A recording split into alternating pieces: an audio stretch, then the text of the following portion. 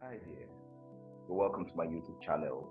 Once again, my name is Uchenna Michael Abali, and this morning today we're going to be looking at project selection methods, and it's a very important topic because for you to be able to carry out to become a certified, a qualified project manager, you should be able to kind of understand every aspect of what you do.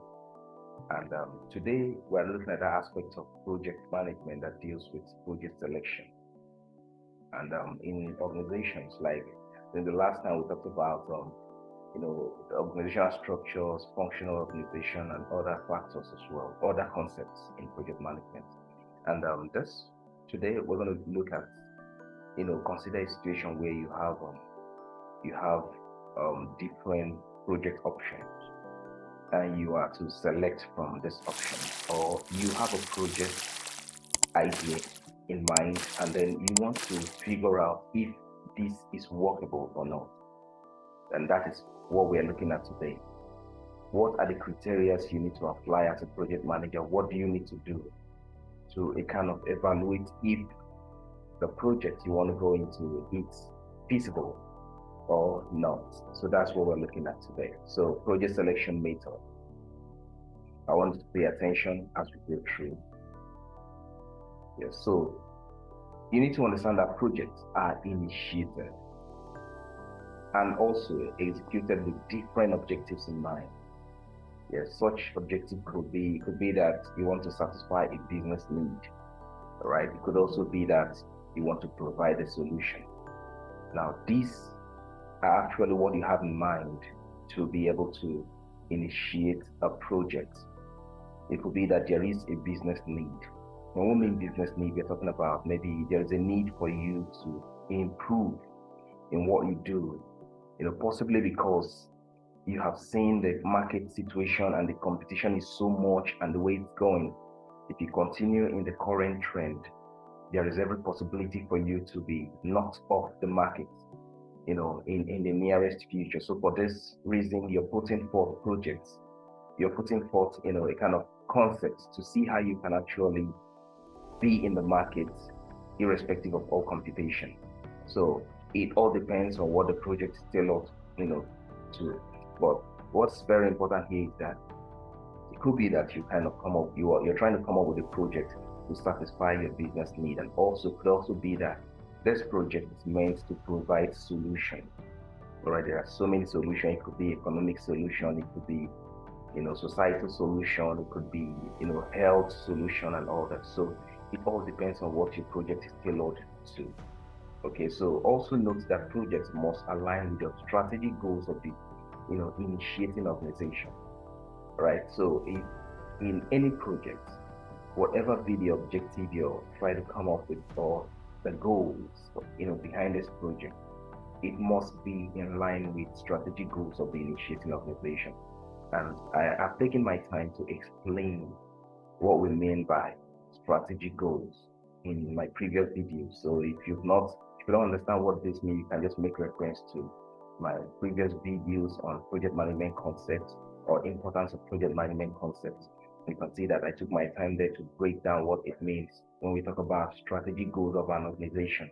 But still to give you the benefit of that, I simply I explained that the strategic goals of the organization are actually, a kind of critical or very important plans organization makes, okay, with the future in view, meaning that they sat back and they felt, where do we expect to see ourselves in the next 5 years or in the next 10 years? Then they sit back and they break down some points and they feel, okay, this is where we need to be considering competitions in the market. For that reason, these are the steps. Step 1, 2, 3, 4, 5, 6 are the things we need to do.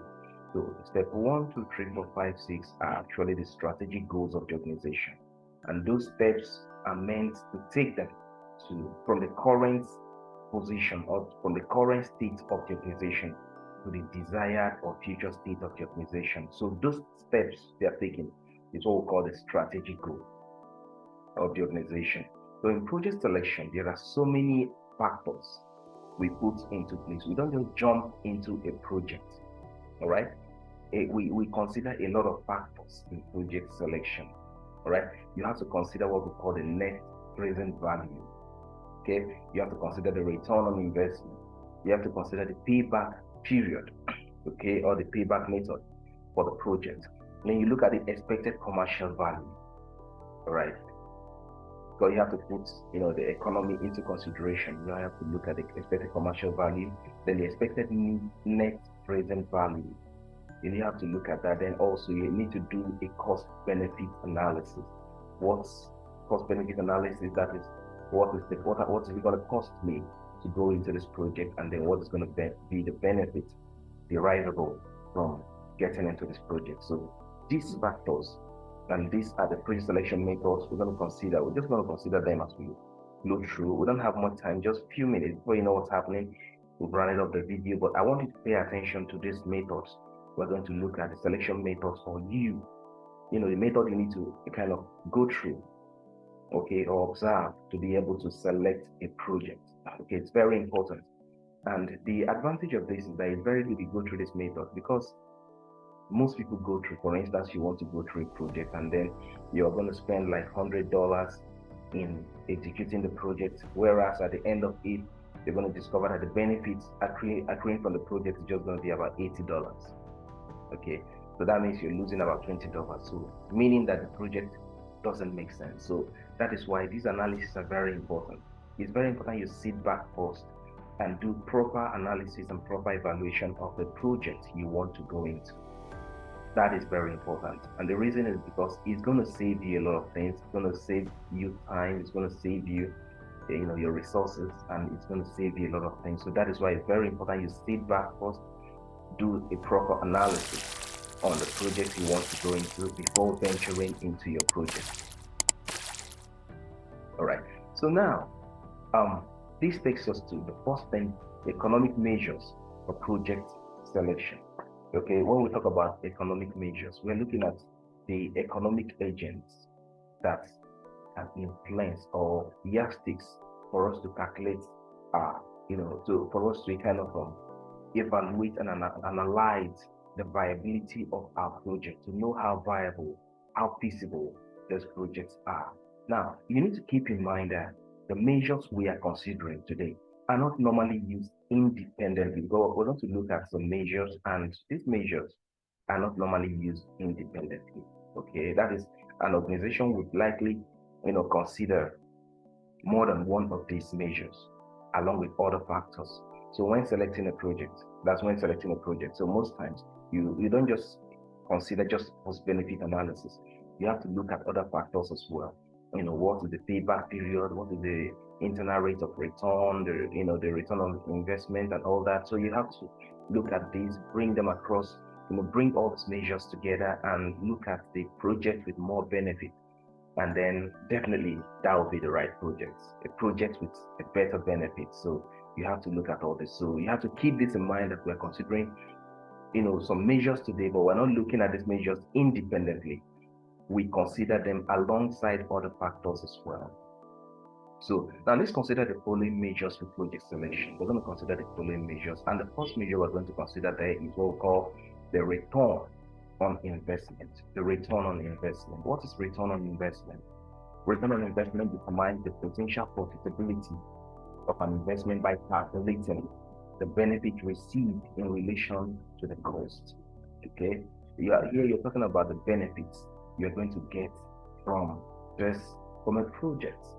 All right, in relation to what you're spending. For instance, like I gave an example before, and I said you want to go into a project, and then you actually kind of injected $100,000 into the project, and then you need to ask yourself now, what do I hope to get from this project? If at the end of the project, at the end of the business, you're getting $100,000, definitely it doesn't make any sense at all.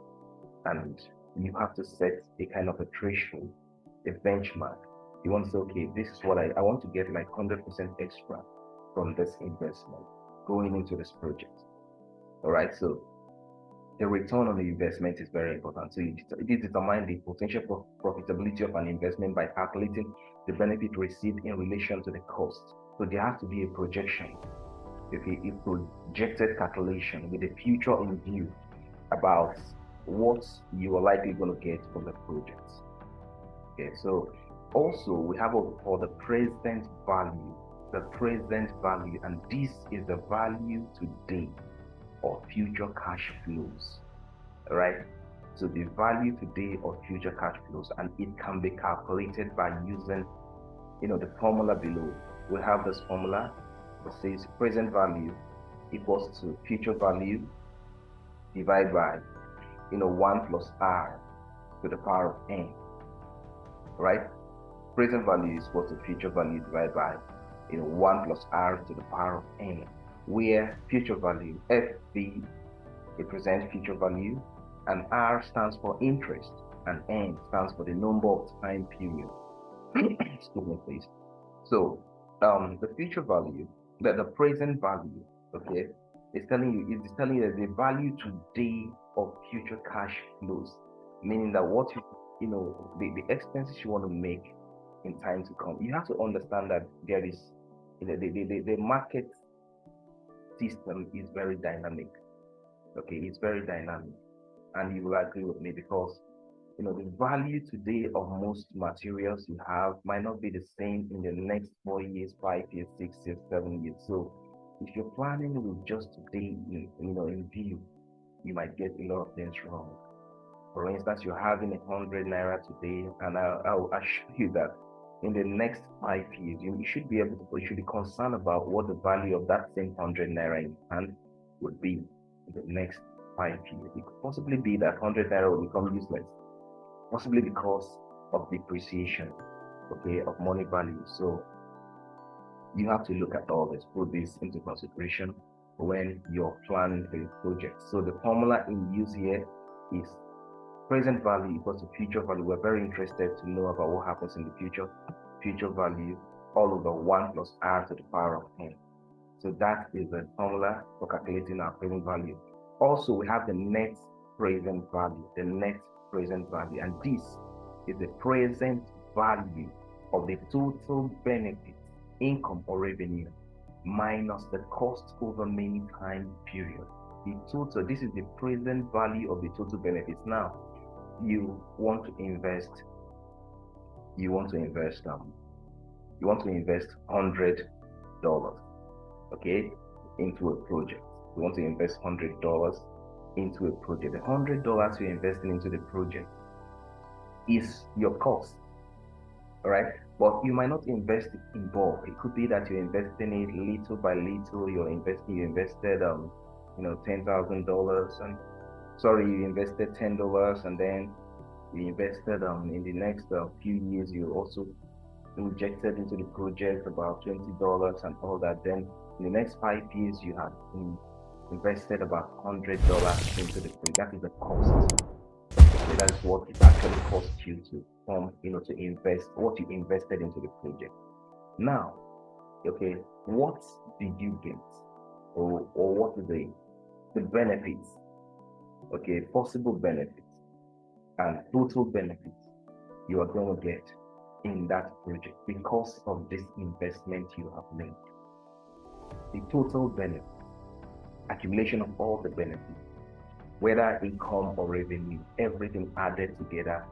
You have to put it all together. Maybe at the end of it, you sat down, with proper calculation, you're able to, you notice you got like $250 from the project. Okay, revenue, income, everything that came in, $250. So you can actually sit back and say $250 minus what I spent to establish the project, which is $100. Okay, so I think 250 minus 100 is going to give you $150. All right, so this is the present value of total benefit. So presently you're going to say that the net present value is what? Is $150. All right, it's $150. So it's reasonable. Okay, because you're looking at, that means you made a profit of about 150%. That's 150%, yes. A profit of about 150% from an investment you made. So it's a very nice one. It's a very reasonable one. So what if after doing, after the investment, and then you discover that the net present value, okay, I mean the total benefit, okay, subtracted from, when you subtract the cost from the total benefit, maybe you discover that it's actually below the amount you invested. So if that is your calculation, putting into consideration future economic factors, then definitely you know that it is not a project to be ventured into. So that is what you do in your project selection. Normally, if the NPV is positive, meaning that if it's above the amount you invested, the investment is a good choice.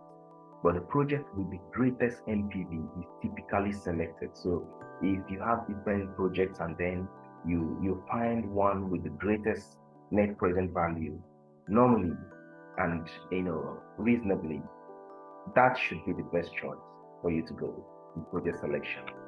Yes. Then also you have this table here. You can see all this, and you can see different projects, project A and project B in the first year. Okay, the initial investment there. Okay, this is the initial investment, let's say $100,000, for example, for project A and B. All right. So now over the years, we're going to see the trend. In year one, there's an accrued interest of 9,090, and in project B 13,635.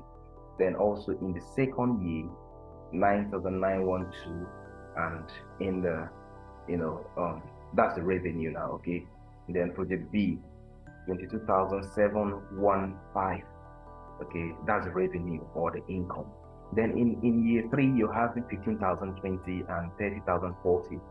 Okay, respectively for the project. Then year four, it goes down that way, and you notice that, okay, the inflow, when we talk about the inflow, we're talking about total generated revenue. Okay, total generated revenue there is the inflow. So at year six, all right, you're having this.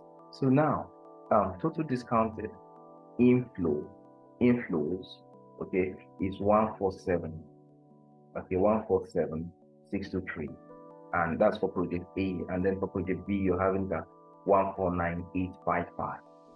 Now the difference between this, okay, which is the total discounted inflow, all right, and the initial investment there is for project A is 47,623, which is the net cash inflow, because you subtracted your the capital or the initial investment. Then also in project B, you're having it at 49,855. So definitely, if you're to make a choice here, I don't need to.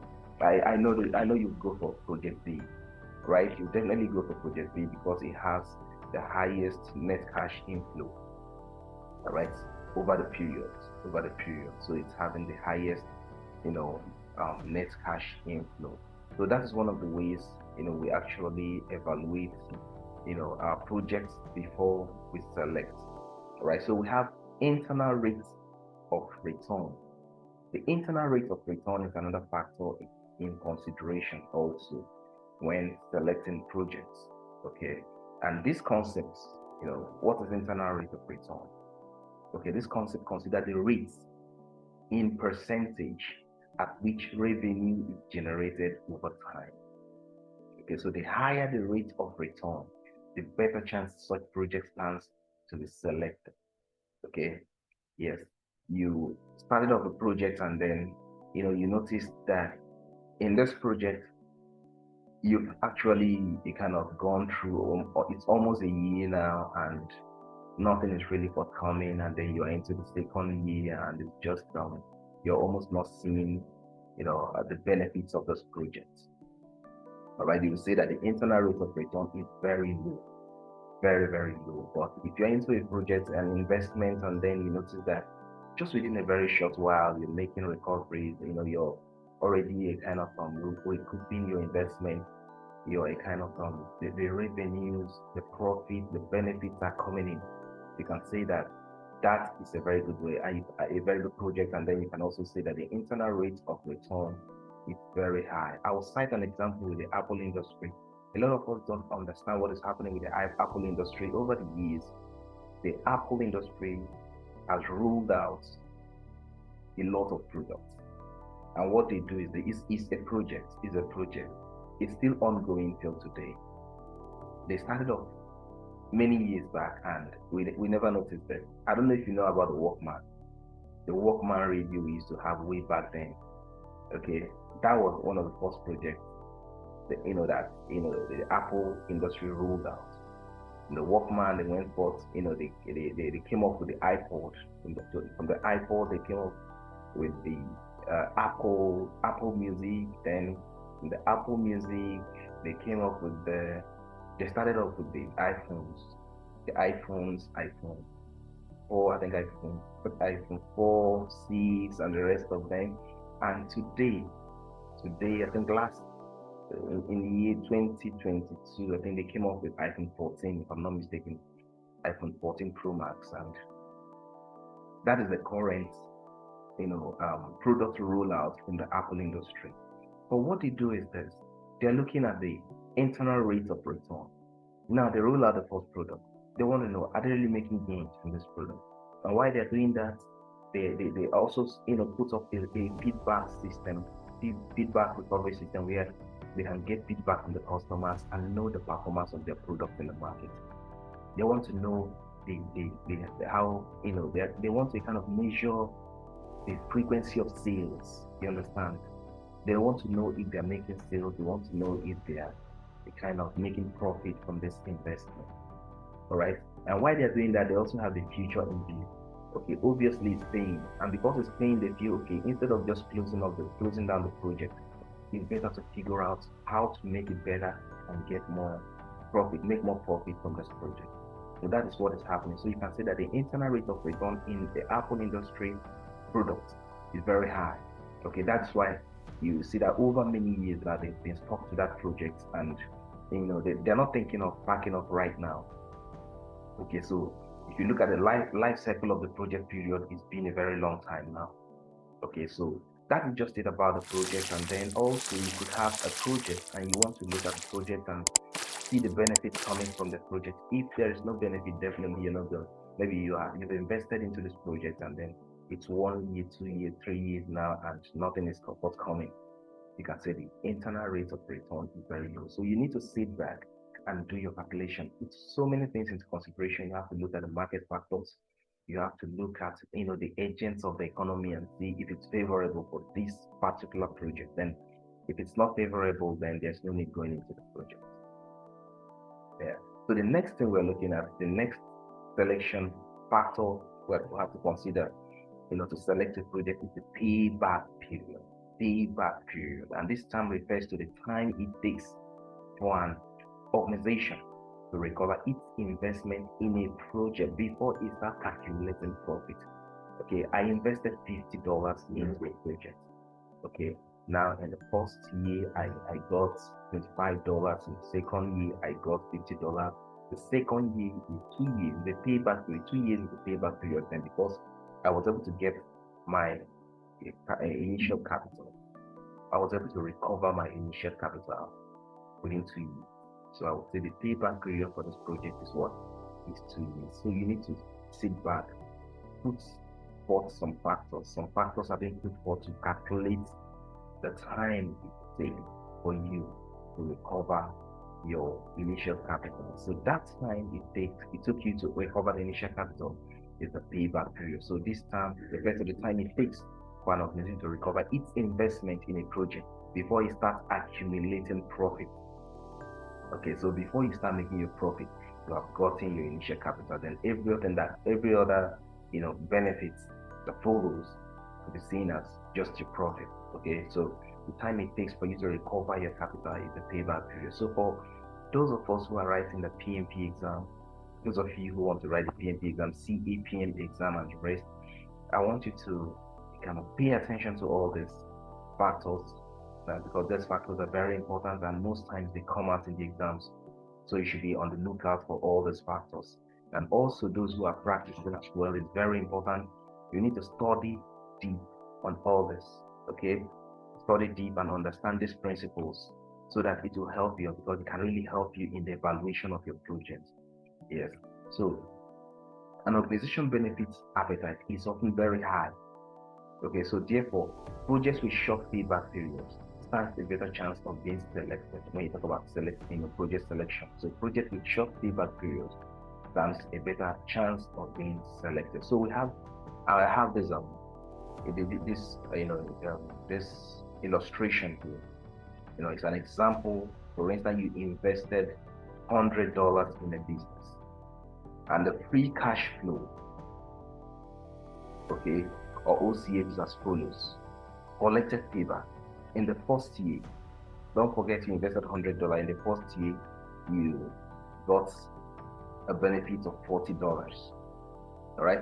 In the second year, you got a benefit of $30. So 30 plus 40 is giving you 70. Then in the third year, you got the benefit of $30 again. 30 plus 70 is giving you 100. And you got that in the third year. So already you have your payback period in the third year. So the payback period here in this illustration, in this example, is 3 years for this particular project. Okay, the payback period is 3 years for this particular project. So every other thing you're getting now are actually accumulated benefits. So you should be interested to sit back. I want to go into this project. When will I be able to to recover my initial capital for this project? I need to be, I need to know about it. So if it's going to be within 2 months, then I'll say my payback period is 2 months. Okay.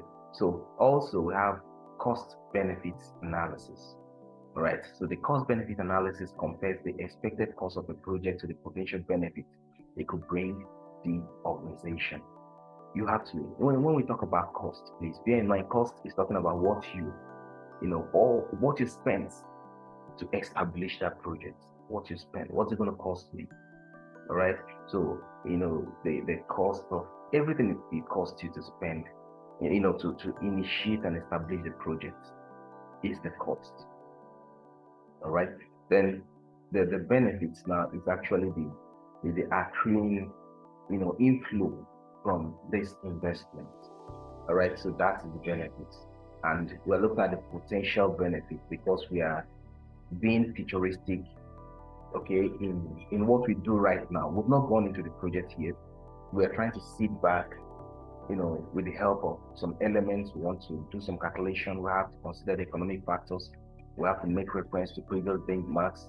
We have to see how we have to look at industry standards and see how we have and study the trend of things. We have to look at similar projects. Possibly we do an analysis of everything, go to industries, find out how these things are working, and then use this to establish a base for our decision. Then we finally draw a conclusion and then come to a final decision. So that is what we're doing at this point. The cost benefit analysis, I'm asking myself, what's it going to cost me? And then over many years, what's going to be the benefit for going into this project? Okay, and this analysis results in the calculation of a benefit to cost ratio, which can be expressed as a decimal or a ratio. Yeah. So therefore, a benefit cost ratio greater than 1 means that the benefits are greater than the cost. All right. So if the benefit cost ratio is greater than 1, it means that the benefit is greater than the cost. So that means that the project is a reasonable one to go into. Okay, but if it's less than 1, it means that it's going to cost you, but you're just going to invest. It's not going to be a feasible project because it's telling you that if it's less than 1, it means that the cost is higher than the benefit. So it's better for you to just stay away from the project. Okay, so we have an example here. Right? So you have these alternatives 2. You have the parameters and then you have the values. Now this is the total cost. The total cost is $11,000, and the expected benefit is $23,000. So the benefits cost ratio there is 2.09. That's the benefit cost ratio, and you can see that it's greater than what? It's greater than 1. So that's tell you that it's actually a very reasonable project. And looking at it, if you should do a subtraction, if you subtract or find the difference between the total cost and the expected benefits, and you would see, definitely figure out that you're making an extra $12,000 from these investments over this time period. So definitely, I would say that it's a very good project for you to go into. Okay. So now, what does a benefit cost ratio of 1.7 mean? Okay. Now let's look at this example. What does a benefit cost ratio of 1.7 mean? Now, look at this. 1.7 means that it's above 1. And from what we understand, we say that it's telling us that we say that if the ratio is above 1, it shows that it shows that the benefit is higher than the cost of the project. Okay, so now we have these options. Okay, what does a benefit cost ratio of 1.7 mean? Does it mean that the costs are greater than the benefits? Or does it mean that the revenue is 1.7 times the cost? Or does it mean that the profit is 1.7 times the cost? Or does it mean that the costs are 1.7 times greater than the profit? I want to explain something here. When we talk about benefit cost ratio, we're not just talking about profit. We're talking about the revenue. All right, we're talking about revenue, and revenue talks about both profit and total accruing income from the project. All right, so that's what we're talking about here. So don't get confused, because most times they will use just the profit, but it's not just the profit. We're talking about total accruing income. All right, so now the right option here, if you look at it, costs are greater than the benefits. Okay, that is not the right option, because the ratio is over 1. The revenue is 1.7 times the cost. That is it. Then profit is 1. We're not talking about just profit, so C would have been correct, but we're not just talking about profit. Costs are 1.7 times greater than the profit. No. Okay, we're not talking about cost. It's 1.7 times. Okay, cost can only be greater when it's less than 1. So if you look at B is talking about revenue, which is the total accruing income. So B is the right option there. Okay, so we can say that option B is the right option for this. So this is one of the ways we actually evaluate we critically look at our projects and look at various options before selecting projects. Then also I have an exercise here. I'm not going to give you the answer to this exercise. I just want you to kind of work on this exercise yourself, solve it yourself, and possibly you drop your answer on the comment box here in my YouTube video. So I'm not going to give you any option for this, but I want to know how you're performing. I want to know if you're really following, our lectures, our lessons. I want to know how you're doing in your studies so far. So for each row of the following chart, you have to write down in your exercise notebook which project, either project A or B, you will pick based on the information provided. And you're going to give me, you have question 1, 2, 3, 4. In each case, you're going to tell me in, number 1, question 1, you're going to tell me, are you going for project A or project B in, for the net present value? Okay, then also based on what you've learned in this lesson today, you're going to tell me, are you going for project A or project B? Then question 2, you have the internal rate of return, IRR. Now, are you going for project A or project B? All right, project A is 13% and project B is 17%. Then for the payback period, here in project A, you have a payback period of 16 months. In project B, you have a payback period of 21 months. Now, which project did you go for? I want to understand that. I want to know. I want you to tell me the project you want to go for. You would go for if you were to make a decision as a project manager here. Then also, question 4, we have the best benefit cost ratio, okay, or the cost benefit ratio, but we have the benefit cost ratio. And from what we have explained so far, project A has a benefit cost ratio of 2.79, and project B has a benefit cost ratio of 1.3. Now, you as a project manager, looking at the benefit cost ratios, which project would you go for? Please just drop your answers on the comment box, and I would appreciate it. I want to know and measure, how far you're following. I want to know your level of performance. Yes, and I hope you perform well. Yes, and also, almost finally, I think, we're going to look at the opportunity costs. Okay, we have just two, I think about two before we wrap up this lesson. we're going to look at opportunity cost, and this term refers to the opportunity given up by selecting one project over another. It could be that in your organization, from different functional units, we have so many projects, or it could be from one functional unit, you have so many projects coming in. Or you need to sit back and do an analysis and evaluation, and then pick the best project based on the criteria we've actually noted down in this video. Okay, so pick the best project option based on the criteria we've noted down. So every other project you are not going with, or you have to lay down, okay, is actually your opportunity cost. You're giving them up over this particular project for a reason that is clearly, understandable. All right, so that is opportunity cost. Then also we have working capital. All right, the working capital refers to an organization's working assets minus its current liabilities. So in other words, it is the amount of money available for investment. Okay, so you have to also put this into consideration. If you want to go into any project, you have to look at, do we have the working capital? All right, are we financially viable? Okay, are we financially okay to actually go into this project? All right, so you have to look at all this. Okay, so if you don't have enough finance, then you have to also put that into consideration and see if you need to go on with the project or not. All right, so that's just it. So with that, we've come to the end of the lesson today, and I must say it's been a wonderful time with you. And you want to be getting more of these videos, I want you to just hit the like button and subscribe for this video, so that anytime I drop the videos, you'll be able to follow up with the lessons. And for those who want to write their PMP exam and the PMP exam, there are a lot of people that after their lesson, they just feel, are you sure I can do this? I want to let you know that you can do it. I wrote mine. I prepared for my PMP exam for just within 4 months period. Just 4 months period, I prepared for my PMP exam, and I wrote my PMP exam on the 9th of January 2023. And I came out above target on all domains. So if I did it, I want to assure you that you also can do it. There are a lot of people globally who are struggling to make it, but I went in with the mindset, I just went in the positive mindset, and I believed and I knew that I could make it.